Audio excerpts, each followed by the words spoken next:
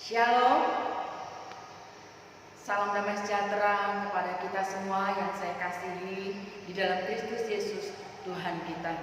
Puji Tuhan, kita patut bersyukur kepada Tuhan atas pimpinannya, penyertaannya sepanjang tahun ini. Kita boleh ada sebagaimana ada malam hari ini dengan penuh sukacita merayakan Natal hanya oleh karena kemurahan Tuhan. Puji nama Tuhan. Saya mengucapkan terima kasih yang tak terhingga kepada jemaat Oikumene Seruyung, segenap manajemen dan kontraktor yang ada, bahkan khususnya kepada pengurus gereja yang telah mempercayakan saya untuk memberitakan renungan firman Tuhan dalam ibadah perayaan Natal malam hari ini, 12 Desember 2020. Puji Tuhan, sebelum kita lebih lanjut lagi untuk bersama-sama merenungkan firman Tuhan, mari kita berdoa. Bapa Allah yang bertahta di kerajaan surga, di dalam nama Tuhan Yesus Kristus, malam hari ini kami penuh dengan sukacita merayakan Natal. Kami boleh berkumpul sehati sejiwa di dalam roh-Mu, walaupun kami tidak berada pada satu tempat yang bersamaan. Tetapi kami percaya ya Tuhan, Engkau Allah yang maha hadir. Engkau hadir di tengah kami saat ini, di hati kami, mempersatukan hati kami di dalam hadirat-Mu untuk bersama-sama bersuka cita di dalam perayaan Natal ini. Tuhan, terlebih saat ini kami mau merenungkan firman-Mu. Mari ya Allah, berbicaralah, nyatakan isi hati-Mu dalam setiap kehidupan kami. Tuhan, urapi hamba-Mu, jadikan penyambung lidah-Mu.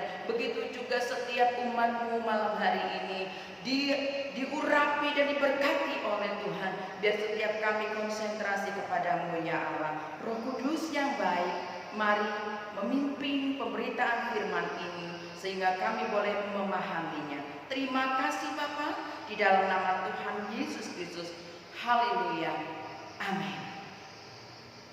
Puji Tuhan. Tema Natal yang diberikan kepada saya malam hari ini sesuai dengan tema dari PGI, Persatuan Gereja Indonesia, yaitu Immanuel. Mari kita membuka Alkitab kita di dalam Injil Matius pasal yang pertama ayat yang ke-23. Saya akan membacakannya. Demikian firman Tuhan, Matius pertama ayat yang ke-23. Sesungguhnya anak darah itu akan mengandung dan melahirkan seorang anak laki-laki, dan mereka akan menamakan dia Immanuel, yang artinya Allah menyertai kita. Haleluya. Saudaraku yang kekasih, tema Natal saat malam hari ini bahkan diberikan oleh PGI sesuai dengan situasi dan kondisi yang sedang terjadi di tengah-tengah masyarakat kita, bangsa dan negara saat ini. Immanuel yang artinya Allah beserta kita. Saudaraku, kabar dari malaikat Gabriel utusan Tuhan kepada Maria jelas berbicara tentang kelahiran Tuhan Yesus Kristus. Nama yang diberikan kepadanya yaitu Immanuel, bahwa Allah menyertai kita, saudara dan saya disertai oleh Tuhan. Allah hadir, tidak terbatas oleh ruang dan waktu. Allah hadir di dalam setiap orang, tidak melihat status strata manusia, kondisi seseorang, asalkan orang itu membuka hatinya untuk Allah mau menyertai kehidupannya. Haleluya. Dia bukan Tuhan yang jauh sehingga kita tidak dapat menggapainya. Dia dekat bersama dengan kita. Bahkan dia ada di hati setiap kita. Saudara, kelahiran Tuhan Yesus itu yaitu menandai berakhirnya sebuah masa yang cukup panjang, di mana Allah berdiam tanda kutip atas bangsa Israel, di mana masa kesuraman yang dialami oleh bangsa Israel ketika itu sekitar kurang lebih 400 tahun lamanya. Mereka berjalan dengan kekuatan mereka sendiri. Mereka mengabaikan Allah sehingga Allah tidak berfirman. Tapi malam hari ini kita tidak sedang membahas tentang hal tersebut, di mana penderitaan dan penderitaan dihadapi atau dialami oleh bangsa Israel. Kita saat ini merenungkan makna Immanuel itu sendiri. Mengapa Allah menyatakan dirinya sebagai Immanuel? Untuk mengetahui dan memahami pertanyaan ini, kita perlu menyadari pula bagaimana apabila Allah bukanlah Allah Immanuel. Bagaimana jika Allah tidak menyatakan dirinya untuk menyertai setiap kehidupan kita? Saya merenungkan ayat ini. Saya memberikan ilustrasi yang mungkin lebih mudah untuk kita mengerti, untuk kita mudah untuk memahaminya. Bagaimana seseorang yang merasakan kehausan, haus sekali, panas terik, situasinya begitu panas. Orang ini tidak menemukan air, merasa kehausan, maka orang ini akan begitu merindukan segelas air putih. Bahkan setetes pun jadilah untuk memuaskan dahaganya. Dia merindukan air untuk menyegarkan tubuhnya. Yang kedua, jika seseorang mengalami kelaparan, tubuhnya akan mengalami lemah, tidak berdaya, lemah, letih dan lesu, dan dia akan merindukan, sangat mendambakan makanan untuk mengisi perutnya dan menghasilkan kekuatan baru di dalam tubuhnya. Dan yang ketiga, saya percaya setiap kita pernah sakit. Apa yang kita rasakan ketika kita sakit? Ketika kita sehat, kita boleh melakukan apa saja, melakukan ini dan itu, kemana saja kita boleh suka. Ya. Bahkan seringkali kita melampaui batas, sampai larut malam kita bekerja karena kita merasakan sehat, sampai akhirnya kita jatuh sakit, terkulai di pembaringan. Tubuh kita merasa tidak nyaman, sakit dan tidak enak sama sekali. Di situ baru kita boleh merasakan betapa pentingnya menjaga kesehatan, betapa mahalnya kesehatan itu, sehingga kita ingin saat kita sehat, kita akan menjaga tubuh kita.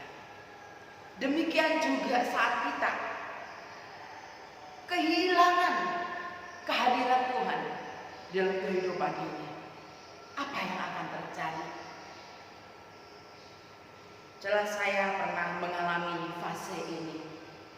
Tentu jemaat yang saya kasihi dalam Kristus Yesus, Tuhan masih mengingat kesaksian saya, di mana saya pernah jauh daripada Tuhan. Saya meninggalkan Tuhan. Saya merasakan sendiri betapa hidup ini hampa, kehancuran, penderitaan, air mata mewarnai kehidupan saya, sehingga saya merasakan hidup yang hampa, tanpa tujuan. Hidup ini kosong, tanpa arti. Ya, seperti Israel yang berputar-putar di padang gunung, tidak ada tujuan dan arah hidup yang pasti. Betapa buruknya manusia yang hidup tanpa Immanuel, kehadiran Tuhan itu sendiri. Sekali lagi, mengapa kehadiran Tuhan itu penting dalam setiap kehidupan manusia? Sehingga Allah menyatakan dirinya sebagai Immanuel yang menyertai kehidupan kita. Saudaraku yang dikasihi Tuhan, kita patut bersuka cita dan menikmati kepenuhan hidup ketika Tuhan hadir. Kita punya alasan bersuka cita karena 3 poin yang akan kita dengarkan malam hari ini. 3 poin yang ini yaitu, yang pertama, kehadiran Tuhan mendatangkan pengampunan.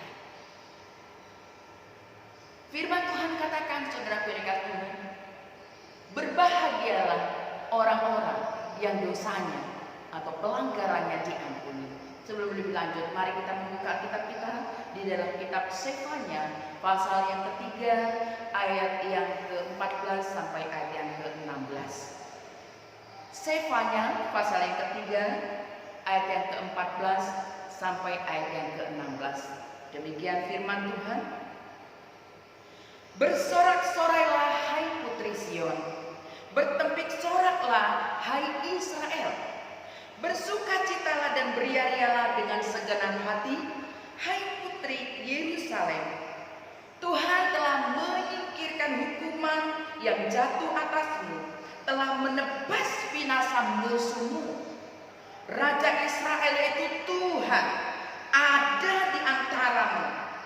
Engkau tidak akan takut kepada malapetaka lagi. Pada hari itu akan dikatakan kepada Yerusalem, janganlah takut, hai Sion. Janganlah tanganmu menjadi lemah lesu. Ayat yang ke-17, Tuhan Allahmu ada di antaramu sebagai pahlawan yang memberi kemenangan. Dia bergirang karena engkau dengan sukacita. Ia membaharui engkau dengan kasih-Nya. Dia bersorak-sorak karena engkau dengan sorak-sorai. Seperti pada hari pertemuan raya, aku mengangkat malapetaka daripadamu, sehingga oleh karenanya engkau tidak lagi menanggung celah.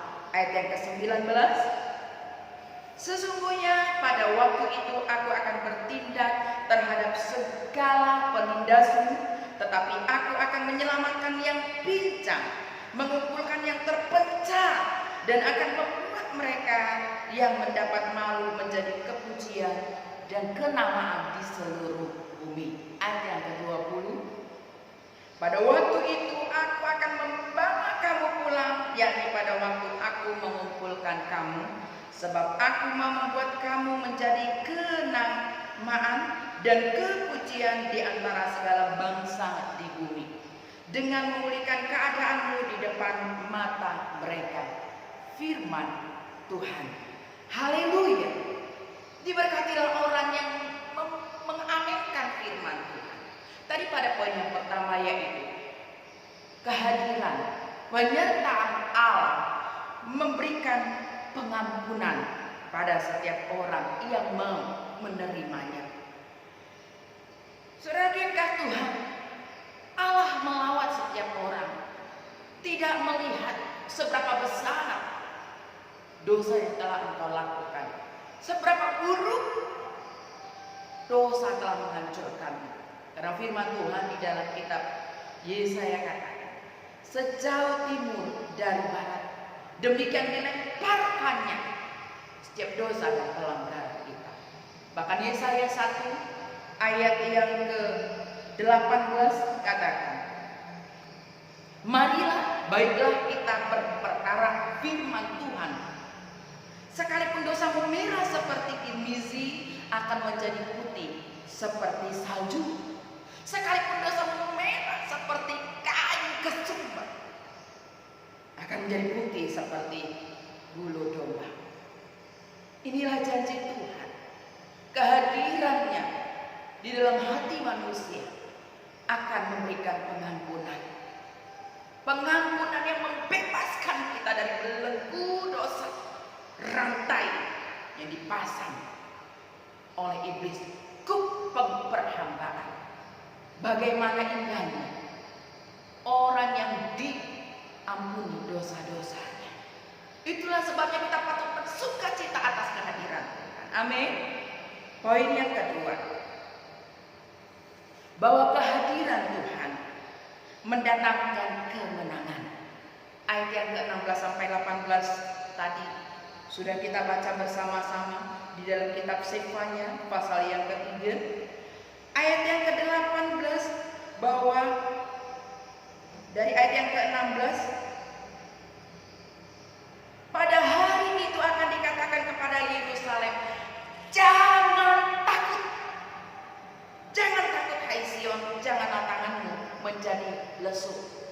Artinya Allah sedang mengingatkan, jangan engkau memandang kepada dirimu, tapi pandang kepada Tuhan. Dia Allah yang dahsyat. Dia akan memberi kemenangan. Daud, seorang pemuda desa yang belia itu, dia tidak pernah merasakan ketakutan menguasai kehidupannya. Memang ketika datang ancaman, ketika dia takut, ada rasa takut dan dia datang kepada Tuhan. Di saat aku takut. Saudara ingat pujian itu? Ya, engkau hadir, Allah hadir memberikan, menepi segala ketakutan itu. Daud di tengah tantangan, dia selalu datang berseru kepada Tuhan. Dia berlutut di kaki Tuhan, lalu minta penyertaan Tuhan. Sebab dia tahu apa makna daripada penyertaan Tuhan. Penyertaan Tuhan itu artinya Tuhan akan memberikan kemenangan bagi Daud. Nah, setelah perjalanan kehidupannya semakin dewasa, dia banyak kali mengalami kemenangan, bukan membuat dia, oh yang lalu saya sudah menang, saat ini saya tetap menang. Dia tidak pernah memegang prinsip seperti itu tetapi dengan kekuatan sendiri, tidak. Dia terus mengundang Tuhan hadir dalam kehidupannya. Dia terus datang kepada Tuhan kapanpun datang permasalahan, kapanpun datang ancaman dari bangsa-bangsa sekelilingnya yang ingin menantang, mengajak peperangan. Daud selalu dan selalu memohon penyertaan Tuhan. Dan saat berapa banyak pula dia diserang dan dia datang kepada Tuhan, minta penyertaan Tuhan, berapa banyak pula Daud mengalami kemenangan. Itulah janji Tuhan. Jelas, saya suka sekali dengan puji-pujian karena saya percaya puji-pujian itu adalah firman Allah sendiri. Satu pujian katakan, Yesus memegangku dengan tangan kananmu, Yesus memberiku kemenangan. Amin. Cuma dikasih Tuhan. Biar penyertaan Tuhan itu nyata. Kita percaya bahwa Tuhan tidak akan pernah sekali-kali meninggalkan kita semua yang mengasihi Tuhan. Haleluya. Puji nama Tuhan. Yang terakhir, poin yang terakhir, kehadiran Tuhan mendatangkan rancangan yang terbaik. Mungkin di masa lalu kita telah menghancurkan rancangan Tuhan. Firman Tuhan katakan, dari semula aku telah menetapkan engkau menjadi ciptaanku yang mulia. Tuhan tidak pernah merancangkan sesuatu yang tidak baik. Rancangan Tuhan adalah rancangan damai sejahtera, bukan rancangan kecelakaan, untuk memberikan masa depan yang penuh dengan harapan. Namun seringkali kita merusakkannya. Seperti kesaksian saya.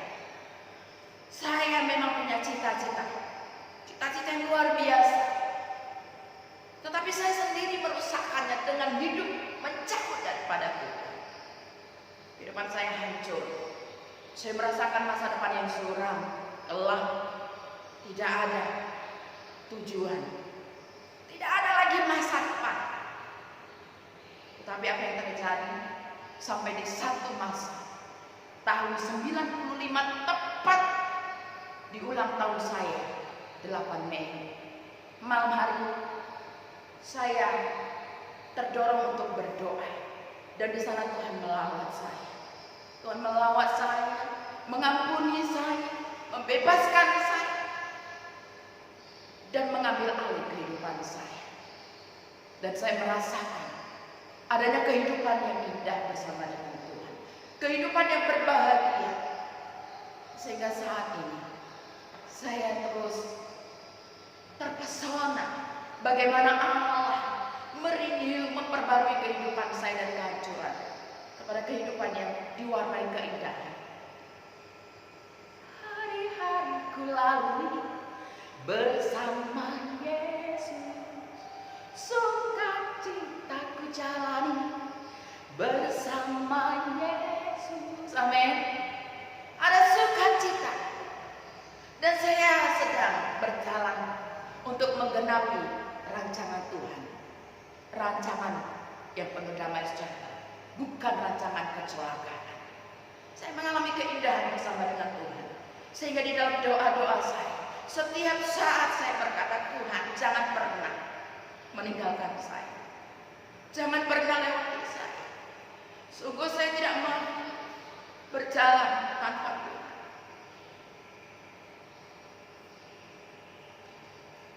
Engkau satu-satunya sumber kekuatanku Tuhan. Kuserahkan roh, jiwa, dan tubuhku padamu. Biar Engkau pakai hidupku untuk menggenapi rencana Tuhan, untuk membangun kerajaan-Mu di bumi ini. Aku rindu Tuhan, Engkau dimuliakan melalui kehidupan. Saudara yang kasih Tuhan, saya tidak tahu masalah apa yang sedang saudara hadapi saat ini. Serahkan hidupmu kepada Tuhan. Betapa berat pun masalah yang kau hadapi saat ini, percayalah. Kamu hatimu kepada Tuhan. Dia Immanuel, Allah menyertai-mu. Serahkan segala kekhawatiran, serahkan segala masalah yang ada padamu. Allah terlalu mampu, Allah terlalu sanggup, Allah tidak pernah kurang jalan untuk menolong dan menggenapi rancangan dalam kehidupan. Percayalah segenap hatimu kepada Tuhan. Kehadirannya Immanuel untuk menggenapi rancangan Allah yang penuh dengan damai sejahtera, bukan kecelakaan. Di dalam Tuhan tidak ada yang tidak baik setitik pun. Di dalam Allah tidak ada noda-noda dosa ataupun kekafiran. Haleluya, saudara dikasih Tuhan. Inilah poin yang perlu kita renungkan, yang telah kita baca bersama-sama di dalam kitab Yefanya pasal yang ketiga 14-6 20. Bahwa kehadirannya mengampuni dosa setiap kita yang mau hidup kepada Tuhan. Bahwa kehadirannya memberikan kemenangan dalam setiap permasalahan yang kita hadapi. Dan yang ketiga adalah kehadirannya menggenapi rancangan Allah yang luar biasa bagi setiap kita. Tidak ada kata terlambat. Serahkan hidupmu, sebulat hatimu. Selalu saya pesankan kepada saudara, jangan setengah-setengah sama Tuhan. Di hari Natal yang berbahagia ini, biarlah Allah hadir di hatimu, memberikan lembaran baru, membaharui lebih lagi kekuatan. Saat ini kita di akhir zaman, saudara dikasih Tuhan, waktunya semakin singkat. Allah mau kita lebih sungguh menyatakan kasih kita kepada Tuhan. Puji nama Tuhan. Saudaraku, saya sempat mendengar bahwa PT Sago akan segera tutup, mungkin sekitar 6 bulan lagi. Dan ini adalah Natal yang terakhir. Pesan saya tidak tahu kemana saudara akan diutus oleh Tuhan ataupun bekerja selanjutnya. Tapi percayalah akan penyertaan Tuhan. Lebihlah mengasihi Tuhan, lebihlah sungguh mengandalkan Tuhan. Percaya Tuhan pasti menyediakan tempat pekerjaan yang baru, di mana Tuhan dimuliakan melalui kehidupan. Akhir kata, saya ingin menyampaikan pesan Natal malam hari ini. Salam Natal, yaitu selamat hari Natal 25 Desember 2020 dan selamat menyongsong tahun baru 1 Januari 2021. Jauh di mata, namun dekat di hati. Kita satu keluarga Allah yang telah mempertemukan kita. Kita terus bertumbuh dan lebih dahsyat dipakai oleh Tuhan. Haleluya, puji nama Tuhan. Tuhan Yesus memberkati setiap kita. Amin, firman Tuhan.